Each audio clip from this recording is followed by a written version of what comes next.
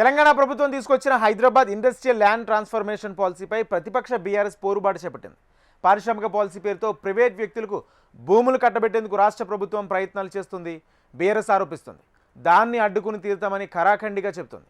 అంతేకాదు హైదరాబాద్లోని పారిశ్రామిక వాడలో బీఆర్ఎస్ బృందాలు పర్యటించి వాస్తవ పరిస్థితులపై ఆరా తీశాయి. ఎందుకు ఏంటా హీల్డ్? దీనిపై ప్రతిపక్షాలు ఆరోపణలేంటి? సర్కార్ చెబుతున్న సమాధానం ఏంటి? నిజంగానే 9,000 ఎకరాలను కొట్టేసే స్కామా?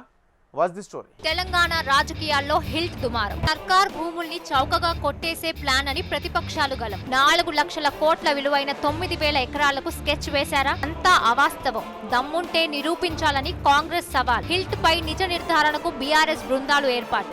తెలంగాణలో హిల్ట్ హీట్ పుట్టిస్తోంది. ల్యాండ్ మైన్లా పేలుతోంది. అధికార ప్రతిపక్షాల మధ్య వార్నింగ్లు, సవాళ్లకు వేదికైంది. Hyderabad industrial land transformation policy, అదే హిల్ట్. ఈ పాలసీని కాంగ్రెస్ ప్రభుత్వం నవంబర్ 22న తీసుకొచ్చింది. దీని ద్వారా ఔటర్ రింగ్ రోడ్ లోపల ఉన్న 22 పారిశ్రామిక పార్కులు, ఎస్టేట్లలోని 9,292 ఎకరాల భూములను మల్టీ యూజ్ జోన్లుగా మార్చాలని ప్లాన్ చేసింది. అంటే ఈ భూములను పారిశ్రామిక అవసరాల కోసమే కాకుండా అనేక విధాలుగా వాడుకునేందుకు వీలవుతుంది. ఈ పాలసీ కారణంగా ఓఆర్ఆర్ లోపల ఉన్న పరిశ్రమలను ఓఆర్ఆర్ బయటకు తరలిస్తారు. కొత్త హిల్ట్ పాలసీ కింద పారిశ్రామిక భూములను కలిగి ఉన్నవారు ఇప్పుడు వాటిని వాణిజ్య లేదా నివాస జోన్లుగా మార్చుకోవడానికి సబ్ రిజిస్టర్ కార్యాలయం విలువలో కేవలం 30% మాత్రమే చెల్లిస్తే చాలనే నిబంధన తీసుకొచ్చారు. హిల్ట్ ద్వారా హైదరాబాద్ లో కాలుష్యం తగ్గుతుందని ప్రభుత్వం చెబుతోంది. అయితే ప్రభుత్వ నిర్ణయం, పాలసీని బీజేపీ, బీఆర్ఎస్ బలంగా తిప్పికొడుతున్నాయి. ఈ పాలసీపై తీవ్ర ఆరోపణలు చేస్తున్నాయి. ఇదో పెద్ద స్కామ్ అని అంటున్నాయి. ఇది లక్షల కోట్ల భూముల దోపిడీగా చెబుతున్నాయి. హిల్ట్ పాలసీపై ప్రధాన ప్రతిపక్షం బీఆర్ఎస్ తీవ్ర అభ్యంతరం వ్యక్తం చేస్తోంది. విలువైన ప్రభుత్వ భూములను అప్పనంగా ప్రైవేట్ వ్యక్తులకు కట్టబెట్టే కుట్ర జరుగుతోందని గులాబీ పార్టీ నేతలు ఆరోపిస్తున్నారు. గత ప్రభుత్వాలు పరిశ్రమల స్థాపన కోసం, తద్వారా ఉపాధి కల్పన కోసం అతి తక్కువ ధరకే కేటాయించిన భూములను ఇప్పుడు మల్టీ యూజ్ జోన్ పేరుతో రియల్ ఎస్టేట్ వ్యాపారానికి మారుస్తున్నారని బీఆర్ఎస్ ఆరోపిస్తోంది. సుమారు 9,300 ఎకరాల భూములను మార్కెట్ విలువ కంటే అతి తక్కువకు కేవలం ఎస్ఆర్ఓ రేటులో 30%కే రెగ్యులరైజ్ చేసి సుమారు 5 లక్షల కోట్ల ప్రజాధనాన్ని కొల్లగొట్టే కుట్ర జరుగుతోందని కేటీఆర్ అంటున్నారు. పేదలకు ఇందిరమ్మ ఇల్లు కట్టడానికి కనీసం శ్మశాన వాటికలకు కూడా స్థలాలు లేవని చెబుతున్న ప్రభుత్వం వేల కోట్ల విలువైన భూములను మాత్రం ప్రైవేట్ వ్యక్తులకు దారాదత్తం చేస్తుందని గులాబీ పార్టీ విమర్శలు గుప్పిస్తోంది. నిజంగా ఒక పరిశ్రమను తరలించాలంటే కూడా కొంత ప్లానింగ్ ఉండాలి. ఆ పంపించే కాడ అందుకే మా ప్రభుత్వంలో ఆనాడు ఫార్మా సిటీ అని పెట్టాం. ముచ్చర్లలో 19,000 ఎకరాలు ఈ పరిశ్రమలు తరలించాలి అంటే అక్కడ కాలుష్యం రాకుండా జీరో ఎఫ్లూయెంట్ పెట్టి అక్కడ తరలించాలని మేము ప్లాన్ చేస్తే, ఈయన వచ్చిన తర్వాత రేవంత్ రెడ్డి గారు అక్కడ కూడా రియల్ ఎస్టేట్ దందా చాలు చేసినాడు. ఫ్యూచర్ సిటీ పేరిట అక్కడ రియల్ ఎస్టేట్ దందా, ఇక్కడ HILTP పేరిట ఇక్కడ రియల్ ఎస్టేట్ దందా. ఈయనకు తెలిసింది రియల్ ఎస్టేట్ బ్రోకరిజం తప్ప ఇంకొకటి ఏది తెలియదు. పరిశ్రమలు తెచ్చేది తెలియదు, ఉపాధి కల్పించేది తెలియదు, భూములు అమ్మడం తెలుసు. మన కుకట్పల్లి, కుత్బుల్లాపూర్లో హౌసింగ్ బోర్డు ల్యాండ్లు అమ్ముతా ఉన్నారు. హౌసింగ్ బోర్డు ల్యాండ్లు ఎందుకు? పేదవాళ్ళకి ఇచ్చేదానికి పెట్టినారు, పేదవాళ్ళకి ఇల్లు కట్టించేదానికి. వాటిని అమ్ముతున్నాడు. రోజు చూస్తే ఇవాళ పేపర్లు చూడండి, కోకాపేటలో ఎకరం 130 కోట్లకు పోయిందని చెప్పి ప్రభుత్వం గొప్పగా రాయించుకుంది. మరి 130 కోట్లు కోకాపేటలో ఎట్లుంటది? పక్కనే ఒక 15 కిలోమీటర్ల దూరంలో ఉండే జీడిమెట్ల, షాపూర్ ప్రాంతంలో ₹1 ఎట్లుంటది ఎకరం?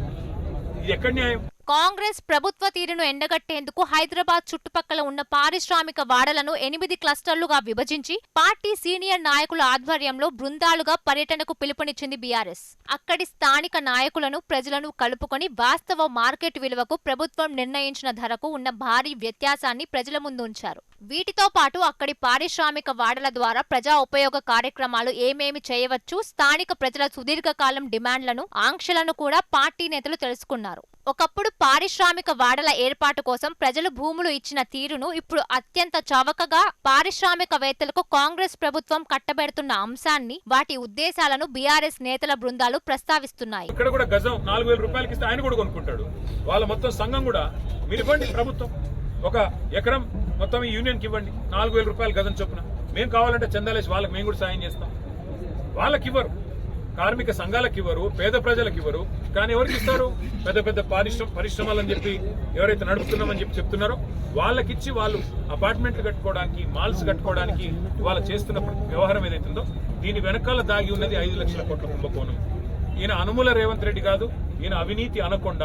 ఈయన అన్నదమ్ముళ్ళు ఈయన చుట్టూ ఉండే కొంతమంది రియల్ ఎస్టేట్ మాఫియా వాళ్ళందరూ కలిసి ఈ 9,300 ఎకరాల మీద కన్నేసి వాటిని కాజేయడానికి లక్షల కోట్ల రూపాయలు ఢిల్లీకి కప్పంగా కట్టడానికి, ఢిల్లీ పెద్దలకు పంపి పదవులు కాపాడుకోవడానికి మూటలు పంపి చేస్తున్న ఒక కుయుక్తి. బీఆర్ఎస్ అధికారంలోకి వచ్చిన తర్వాత కాంగ్రెస్ సర్కారు చవకగా కేటాయిస్తున్న భూములను వెనక్కు తీసుకుంటామన్నారు కేటీఆర్. చట్టం తీసుకొచ్చి చర్యలు తీసుకుంటామని రేవంత్ రెడ్డి భూ కుంభకోణంలో భాగం కావద్దని పారిశ్రామికవేత్తలను కోరారు కేటీఆర్. ఫ్యూచర్ సిటీలో హిల్ట్ పేరిట రియల్ ఎస్టేట్ వ్యాపారం చేస్తున్నారని, వందల కోట్ల విలువైన ల్యాండ్ ను కావాల్సిన వారికి ధారాదత్తం చేస్తున్నారని ఫైర్ అయ్యారు. ఫ్యూచర్ సిటీలో హిల్ట్ పేరిట రియల్ ఎస్టేట్ వ్యాపారం చేస్తున్నారని, వందల కోట్ల విలువైన ల్యాండ్ ను కావాల్సిన వారికి ధారాదత్తం చేస్తున్నారని ఫైర్ అయ్యారు. ₹1,00,00,000 ఎకరం అంటే జీడిమెట్ల ప్రాంతంలో అదే భూమిని గజం 4,000 చొప్పున కార్మికులకు ఇవ్వండని డిమాండ్ చేశారు. హైదరాబాద్ లో అందరికీ అవగాహన కల్పిస్తాం, సమావేశాలు పెడతాం, న్యాయస్థానాల్లో పోరాడతామని రౌండ్ టేబుల్ సమావేశాలు,